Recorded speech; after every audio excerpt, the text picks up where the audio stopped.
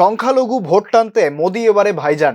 লোকসভার আগে পিছিয়ে পড়া মুসলিমদের আস্থা অর্জনে জোর কদমে প্রচার বিজেপির। 5 রাজ্যের বিধানসভার পর বেশ আত্মবিশ্বাসী বিজেপি। বহু জায়গায় হাইকমান্ডের মুখে শোনা গেছে লোকসভাতেও ভালো ফলাফল হবে, 400-র বেশি সিট পেতে পারে দল। অন্যদিকে মুখ্যমন্ত্রী মানিক সাহার দাবি লোকসভায় 450টি সিট ঝুলিতে ভরবে বিজেপি। ভোটের আগে রাম মন্দির উদ্বোধন একটি বড় ফ্যাক্টর। বিজেপি শীর্ষ নেতৃত্বের মতে রাম মন্দির উদ্বোধনের মাধ্যমে সনাতনীদের প্রায় 500 বছরের অপেক্ষার অবসান ঘটাতে চলেছে মোদী সরকার। তার সুফল তো ভোটে পড়বেই, অন্তত ভোট সমীকরণ তো তাই বলে। তবে মুসলিম ভোট বাগাতেও তৎপর বিজেপি। উত্তরপ্রদেশে শুরু হয়েছে সুক্রিয়া মোদি ভাইজান শীর্ষক প্রচার কর্মসূচি।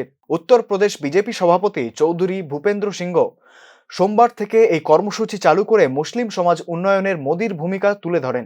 তিনি জানান, সেই রাজ্যের প্রতিটি সংখ্যালঘু ব্লকে ঘুরে কাজ করবে দল। উত্তরপ্রদেশে 2022 সালেও পসমান্দা অর্থাৎ পিছিয়ে পড়া মুসলিমদের স্বার্থে কাজ করেছিল দল। দেশের 100-র বেশি আসনে 20% মুসলিম ভোট রয়েছে। সেই ভোটগুলি পকেটে পুরতে এবারেও একই পন্থা বিজেপির। পাশাপাশি অন্য রাজ্যগুলিতেও একই কর্মসূচি পালন করা হতে পারে। Bureau report, news now.